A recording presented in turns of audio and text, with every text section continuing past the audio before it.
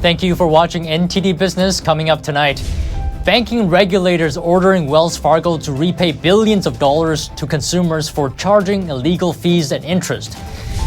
Congressional leaders unveil a new spending bill. A lot of it is military funding as well as record high support for Ukraine. And a new study finds that jobless benefits in many states pay more than regular jobs, sometimes upwards of $100,000 a year. That and much more coming up on NTD Business. Great to have you with us, Don Ma here. Federal regulators today fined Wells Fargo, the nation's third largest bank, a record amount over, quote, widespread mismanagement. The Consumer Financial Protection Bureau ordered Wells Fargo to repay $2 billion to customers and fine the bank $1.7 billion. It's the CFPB's largest fine to date against any bank. The Bureau says Wells Fargo's violations impacted more than 16 million customers.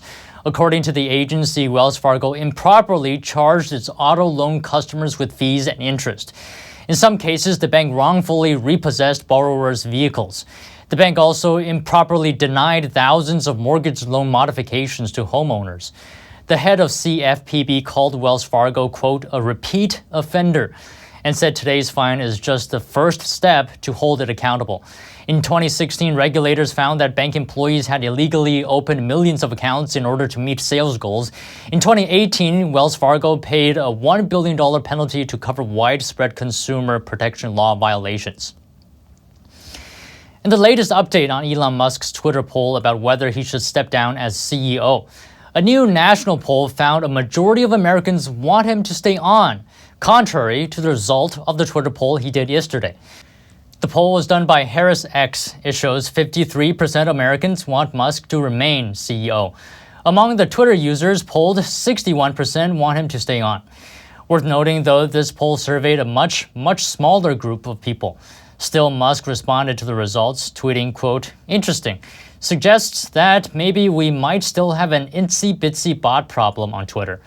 An earlier tweet from a Twitter user also suggested that fake accounts might have skewed the Twitter poll result, to which Musk replied, quote, interesting. Musk has been pretty silent about any decision to quit the Twitter CEO role. He had promised to abide by the results of the poll. And meanwhile, he's making changes on how Twitter polls are done. Musk says, in the future, only Twitter Blue subscribers will be able to vote on polls related to Twitter policy. This could be because of the fake accounts issue we mentioned earlier.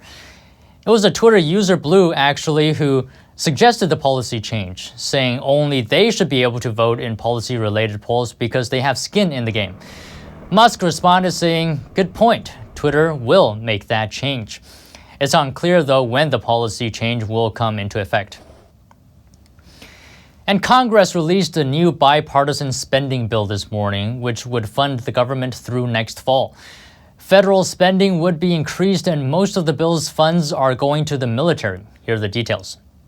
Congressional leaders unveiled a government-wide $1.7 trillion spending package early Tuesday. The bill includes around $860 billion in defense funding and $770 billion for domestic programs for the remainder of the fiscal year ending in September. The 4,000-page bill includes another large round of aid to Ukraine, a nearly 10% boost in defense spending, and roughly $40 billion to assist communities across the country recovering from drought, hurricanes, and other natural disasters. This might be the last major bill of the current Congress. Lawmakers are racing to complete passage before a midnight Friday deadline or face the prospect of a partial government shutdown going into the Christmas holiday. The spending package includes about $45 billion in emergency assistance to Ukraine. That would be the biggest American infusion of assistance yet, above President Joe Biden's $37 billion emergency request. Also included is a proposal to ban China-owned social media app TikTok from federal government devices. The bill's release was delayed for hours by haggling between Maryland and Virginia lawmakers concerning the location of the FBI's future headquarters. Lawmakers are now nearing completion of the 2023 spending package, nearly 3 months late. It was supposed to be finished by October 1st when the government's fiscal year began. The last time Congress enacted all its spending bills on time was in 1996, when the Senate finished its work on the very last day of the budget year. Then President Bill Clinton signed it that same day. The Senate is expected to vote on Tuesday's bill first, where support from at least 10 Republican senators will be needed before moving to the House. Here's a question. Why is the labor market short of workers? Well, a new study from the Committee to Unleash Prosperity could provide some insight. It found that in 24 states in the U.S., unemployment benefits and Affordable Care Act subsidies combined are comparable to the median household income. The study is titled, Paying Americans Not to Work.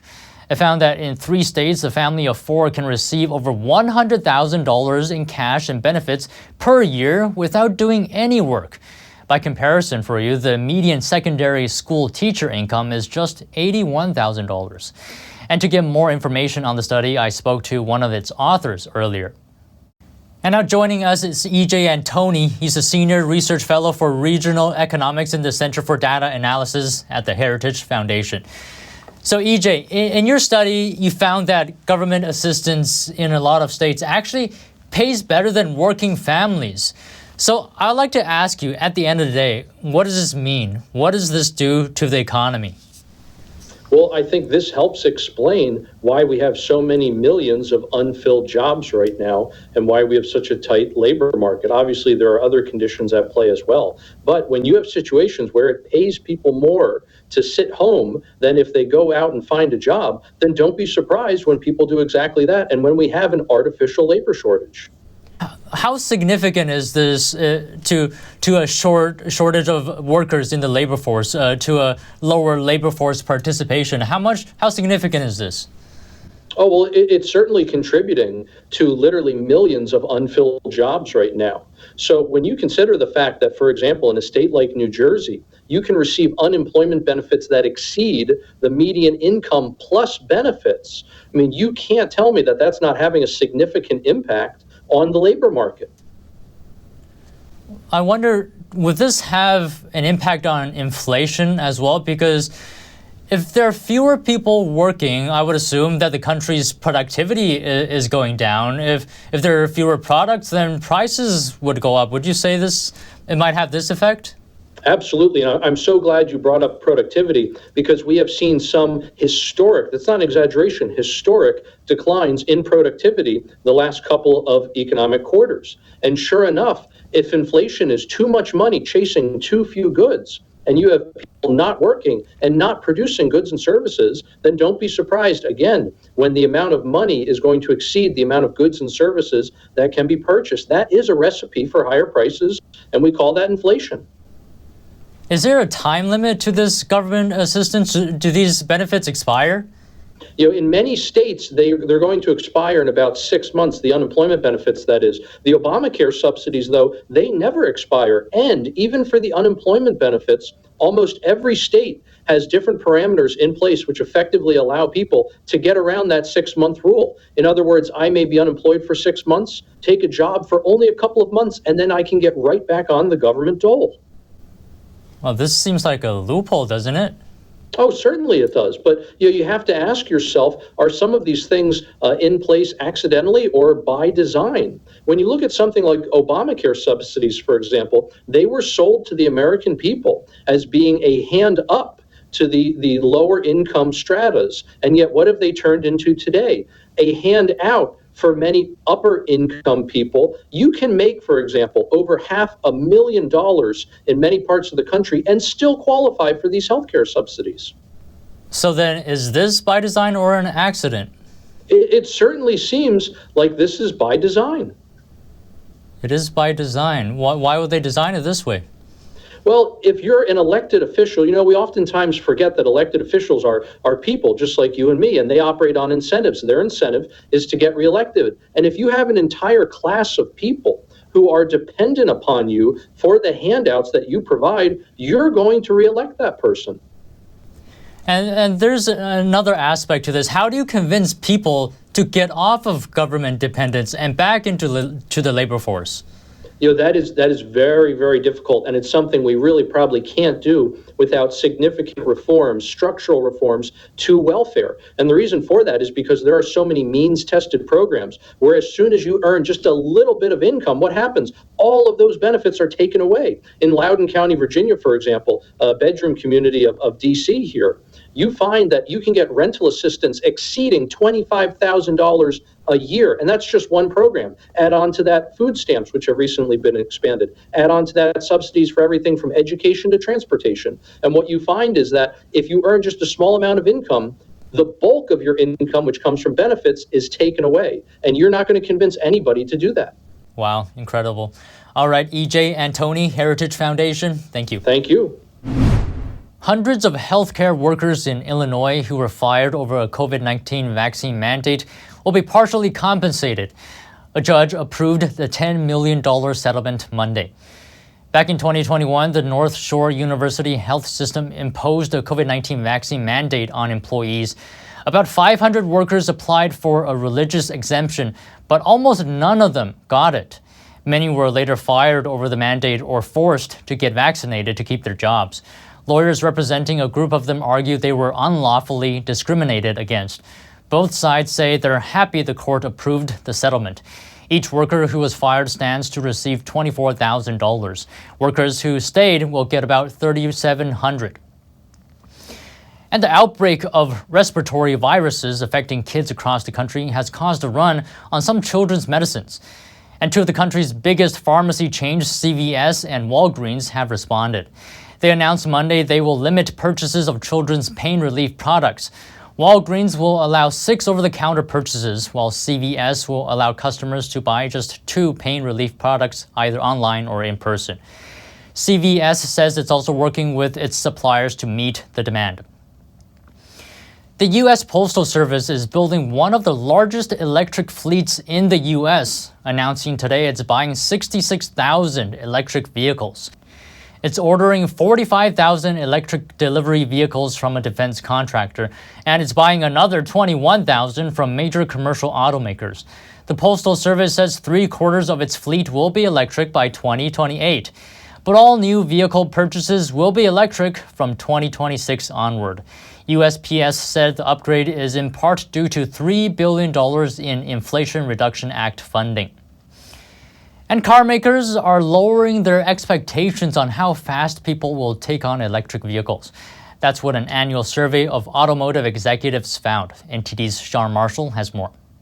KPMG reports automotive executives are less bullish than they were last year about the adoption of electric vehicles. That's according to their 23rd annual Global Automotive Executive Survey report. KPMG's survey found expectations of electric vehicle sales are becoming more realistic. Last year, respondents had predicted 62% of new vehicle sales in the U.S. would be EVs by 2030. In this year's survey, that number went down to 37%, a drop of 25 percentage points. The report captures the views of over 900 auto executives, including more than 250 in the U.S. Toyota boss Akio Toyoda has long said electric vehicles aren't the only way forward for the auto industry. During a visit to Thailand, he told reporters people involved in the auto industry are largely a silent majority. That silent majority is wondering whether EVs are really okay to have as a single option, but they think it's the trend, so they can't speak out loud. To make the industry's outlooks and perspectives even more complicated, solar vehicles might be the next generation of EVs. Sono Motors, Aptera Motors, and Lightyear are all developing solar electric vehicles that are set to hit the market over the next few years. While these cars still contain lithium-based batteries that can be charged normally, they also contain solar panels that can provide an additional 15 to 45 miles of range. Consumers seeking an escape from grid dependency along with more mileage from solar vehicles could have major effects on the industry. The Sono Scion, which is expected to begin production in Europe in mid-2023, is priced starting at just $25,000. Its battery has a 190-mile range while utilizing solar cells. The car gives you per year 5,700 miles or 15 miles per day, free of charge because its energy comes from the sun. Sean Marshall, NTD News. U.S. single-family home building tumbled to a 2.5-year low in November.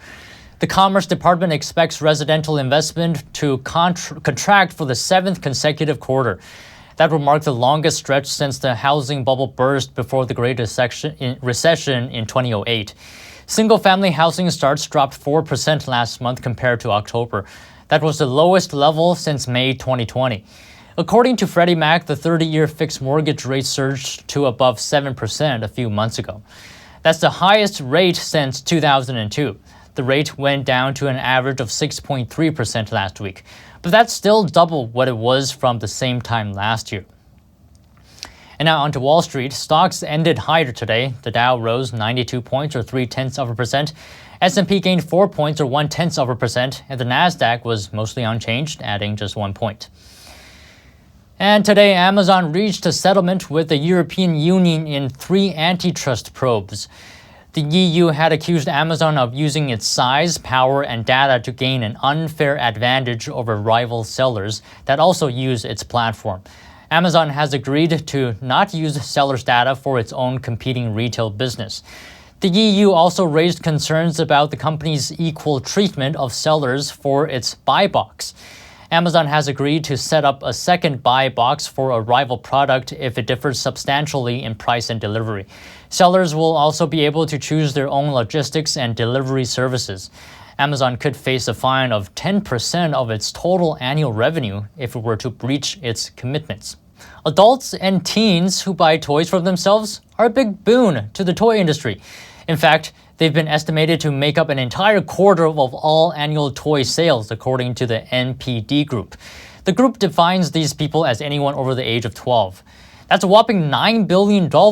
These people tend to enjoy toys that remind themselves of their childhood. For example, maybe some cartoons they once watched. We ask someone who collects kids' toys why they do it. It started out as my boys' toy collection. As I outgrew them pretty quickly, I found it hard to throw them away, and I thought it would make a great background for podcasts, Zoom interviews, and of course TV interviews. But I have to say that admittedly a lot of them are ones that I actually purchased for myself. Like there's a Wonder Woman behind me, and obviously the boys didn't want Wonder Woman, so I purchased that, and Joker behind me if I lean over a little bit. Burton Kelso is a tech and cybersecurity expert who frequently speaks to the media. He puts the action figures in the background to liven up the atmosphere and connect with people. People actually have complimented his setup many times. And it's just the nostalgia of having action figures, because I grew up in I guess you could say in the golden age of action figures when Mego started coming out with both Marvel and DC superheroes, and of course, coupled with the fact that they had action sets like Star Trek and the Batcave and other items like the set of the Enterprise. And it just kind of allows me to enjoy a portion of my childhood seeing those action figures. This trend actually has been going on for a very long time, and the COVID lockdowns greatly amplified it. Adults had to spend a lot more time at home where they rediscovered the joy of kids' toys. We spoke to James Zahn, the editor-in-chief of The Toy Book. It's the leading toy industry publication in North America. He's also the senior editor at the ToyInsider.com, a toy consumer guide. He says sometimes adults look at these toys like pieces of art and then put them up on display. Others see them like collectibles. And this is from Playmates Toys. This is their new Starship Enterprise from Star Trek, the original series from the 1960s. This has lights and sounds. So if you push this, you'll actually hear. From Mattel's Mega Brands, we have the Mega Pokemon Pikachu. This is the ultimate motion one. Comes on this beautiful display base here. And when the folks do put it together, this actually moves. This is a big deal because this is a collaboration between Hasbro and Lego. First time they've ever done that. Transformers Optimus Prime. And if you notice, this is marketed towards ages 18 and up right here. That was a nice Pikachu. Sometimes major toy makers are making these toys just for adults. Lego had a global ad campaign called Adults Welcome. Barbie maker Mattel came out with Mattel Creations. Instead of selling inexpensive $14 dolls to kids, it can now sell high-quality $200 dolls to adults. And Hasbro launched Hasbro Pulse, where it sells toys like high-quality action figures for adults. James Zahn, the editor-in-chief of the Toy Book, says this has been going on for a very long time, but only during the COVID lockdown has it become mainstream. There have been adult toy collectors for decades, adult game players, but it's really just sort of crossed over to where, it's okay. to be a big kid. We can all play. We can have fun. Life doesn't have to be serious. There's plenty of time out there to be serious and do your business and raise your families. But at the end of the day, play is good and play is for everyone. The holiday shopping season is a very important time for toy makers. Data shows that toy sales actually fell 3% during the first 9 months of this year. So this coming Christmas, adults and teens who buy kids' toys for themselves will be crucial in making up the drop. This demographic generally spend more money on toys than others do. And moving on. Pink, purple, black, and white are trending as top Christmas decoration colors in Beverly Hills.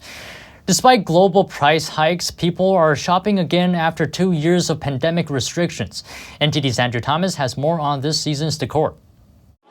It's a brighter Christmas this year. This year, we saw a definite increase in foot traffic over 2021. People are here for sure, and they're shopping and they're celebrating. I think consumer sentiment is such that, after COVID, people are looking to enjoy their life and to celebrate with their loved ones. At home goods store Aldic Home, it takes 5 months to prepare for the Christmas season. Traditional and vintage pieces are a focus this year. Third-generation owner Brian Gold says families have shopped here for generations. Gold says people are spending despite inflation. They're not complaining about the prices for the top-level holiday decor. Things like Christmas trees have gone up certainly than years before, but we carry the highest quality trees, and so people understand that those are going to carry a premium price tag. So we haven't seen much pullback on that. Decorations are also coming in pink and purple, gold and white, black and red, and also a trendy black and white. Styles range from vintage pieces to more natural, rustic-inspired looks. Snow trees have been very popular this year. It's a great way to accent a color. By adding any sort of color to it, it really pops. And it's just kind of a fantasy Christmas look that people have really gravitated towards. Customers are enjoying the new styles, but some say, all in all, Christmas decor can be anything you want, as long as people get to celebrate with their loved ones. Andrew Thomas, NTD News. And that's all the stories today from the NTD Business team and myself, Don Ma. You can follow me on Twitter too. And if you have any news tips or feedback for the show, please email us at business@ntd.com. We read every email. That's all for today. Thank you for watching. We'll see you tomorrow.